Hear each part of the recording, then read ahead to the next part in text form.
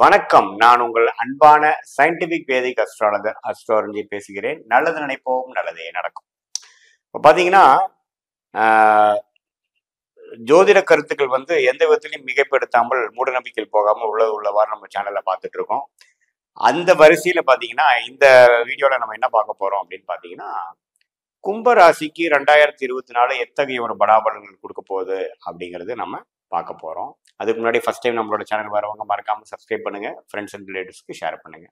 இப்போ பார்த்தீங்கன்னா, எப்படி இந்த ஒளி தத்துவம் நம்மளுடைய வாழ்க்கை போன ஜென்மத்துல பண்ண கர்மா இந்த ஜென்மத்துல நம்ம வாழ்க்கையில ஒரு நல்ல சம்பவங்களாகவோ சாதகமற்ற சம்பவங்களாகவோ உருவெடுக்கிறதுங்கிறது நம்ம துல்லியமா பார்க்க போறோம். அதுல இந்த கும்பராசிக்காரர்களுக்கு ஆகஸ்ட் 2024 எப்படி இருக்க போகுதுன்னு பார்க்கும் பொழுது, ஜென்ம சனி தாக்கத்துல கடந்த 1.25 வருஷம் 1.5 வருஷமாக அவதிப்பட்டு இருக்கக்கூடிய கும்பராசிக்காரர்களுக்கு கொஞ்சம் ஒரு மாதிரியான சில மாற்றங்கள் நிறைந்த ஒரு மாதமாக ஆகஸ்ட் மாதம் வருகிறது. எப்படின்னா பார்த்தீங்கன்னா, 4ஆம் இடத்துல குருவும் செவ்வாயும் சேர்ந்து 10ஆம் இடத்தை கனெக்ட் ஆகும் பொழுது தொழில் விஷயத்துல சில தொழில் முயற்சிகள் வெற்றி பெறக்கூடிய அமைப்புகள் இருக்கு.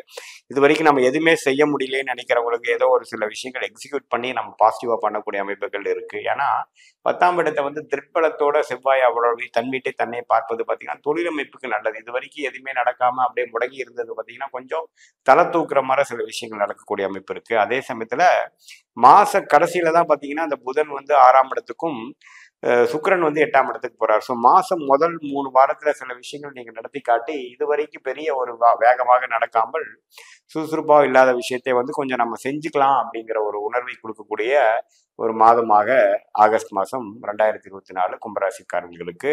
என்னதான் இருந்தாலும் ஜென்மசனி கண்டினியூ ஆயிட்டு இருக்குங்கிறது பார்க்கணும். ஆனாலும் இது கொஞ்சம் சில இடம் சார்ந்த விஷயங்கள், வியாபாரம் சார்ந்த விஷயங்கள், தாயார் சார்ந்த விஷயத்துல கொஞ்சம் சில பெனிஃபிட்ஸ் கொடுக்கக்கூடிய அமைப்புகள் கண்டிப்பாக இது வருதுங்க. சில பிரச்சனைகள் நம்ம சால்வ் பண்ணிக்கலாம். 10 கதவு மூடி இருக்குன்னா ஒரு 2 கதவு திறக்கக்கூடிய அமைப்பாக இந்த ஆகஸ்ட் மாதம் இருக்குது. அதே சமயத்துல மாணவர்களுக்கு பார்த்தீங்கன்னா இது வரைக்கும் மன உளைச்சலாகவும் பெருசாக படிக்காதவங்க பார்த்தீங்கன்னா கொஞ்சம் ஓரளவுக்கு பாசிட்டிவாக படிக்கக்கூடிய அமைப்பு, கொஞ்சம் கான்சென்ட்ரேட் பண்ணக்கூடிய அமைப்பு எல்லாமே இருக்கக்கூடிய ஒரு மாதமாக கண்டிப்பாக இருக்குது. இல்லத்தரசிகளுக்கும் பார்த்தீங்கன்னா 7ஆம் இடத்துலேயே சுக்கிரன் இருந்து இது வரைக்கும் இல்லாத ஒரு கருத்து வேறுபாடுகள்லாம் கொஞ்சம் நீங்கி ஓரளவுக்கு ஒரு சுமூகமான ஒரு உறவு பெறக்கூடிய ஒரு அமைப்புகள் காட்டக்கூடிய அமைப்புகள் உண்டுங்க. அதனால இருந்தாலும் ஜென்மசனி நடக்கிறதுனால நம்ம வியாபாரம் அதுல அதிகமான ஒரு இது போகாமல் ஓரளவுக்கு அளவா நீங்க சில பிளான் பண்ணி எக்ஸிக்யூட் பண்றது கண்டிப்பாக நல்ல ஒரு விஷயமாக உண்டு.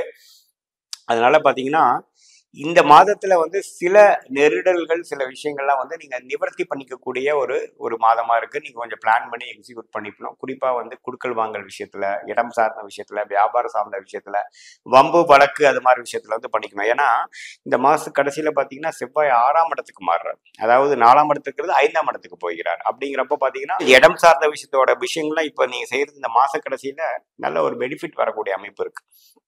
இந்த மாசத்தை நல்லா யூஸ் பண்ணிக்கக்கூடிய அமைப்பு இருக்குங்க.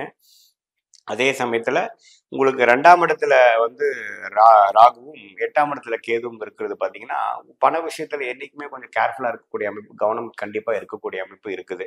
ஏன்னா என்னதான் இருந்தாலும் ஜென்மசனி 7-8 மாசத்துக்கு இருக்குதுங்க. ராகுவும் நீடித்து 2ஆம் இடத்திலும் கேது 8ஆம் இடத்துல இருப்பதனால இந்த குரு செவ்வாய் சுக்கிரன் சூரியன் புதனோட விஷயங்கள் கொஞ்சம் சாதகமாக மாச ஸ்டார்டிங்லயே கொஞ்சம் கொடுத்து சில பிரச்சனைகளை தீர்த்து கொண்டு பழைய பிரச்சனைகள்ல பாதி பிரச்சனையை முடிச்சு கொண்டேங்கிற அளவுக்கு ஒரு நல்ல ஒரு விஷயத்தை கொடுக்கக்கூடிய ஒரு மாதமாக இருக்குதுங்க.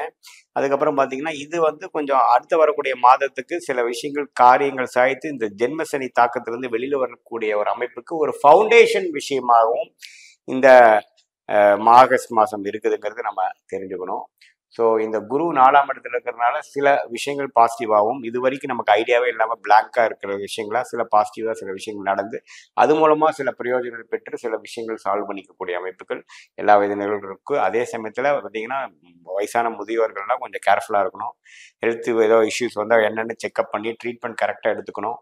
ஏன்னா பார்த்தீங்கன்னா திடீர்னு சில விஷயங்கள் அது குறிப்பாக அந்த புரட்டாதி நட்சத்திரக்காரங்கள்லாம் பாதிப்புள்ளாக ஆரம்பிச்சிட்டாங்க. இது வரைக்கும் பார்த்தீங்கன்னா சதய நட்சத்திரம் இருந்தவங்க இப்போ புரட்டாதி நட்சத்திரங்க பாதிப்பு அதிகமாக வந்துருச்சு. ஏன்னா அதுதான் கும்பராசியோட இறுதி பதிங்கிறதுனால மனம் சஞ்சலப்படுறதுங்க, தப்பு எடுக்கக்கூடிய டிசிஷன் தப்பா போறது, உறவுகள் விஷயத்துல அதிருப்தி வர்றது, அது மாதிரி விஷயங்கள்லாம் கொஞ்சம் இருக்கிறதுனால கொஞ்சம் கேர்ஃபுல்லா எல்லாமே யோசிச்சு செயல்படக்கூடிய விஷயங்கள் சால சிறந்ததுன்ட்டு நம்ம கும்பராசிக்காரனுக்கு கண்டிப்பா சொல்றோம்.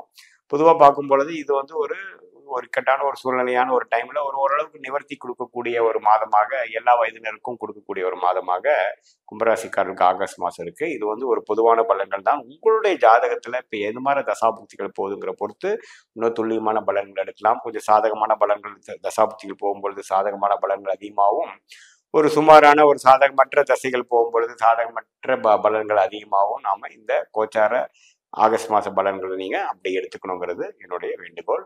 மீண்டும் மற்றொரு காணொளியில் சந்திப்போம். நன்றி, வணக்கம்.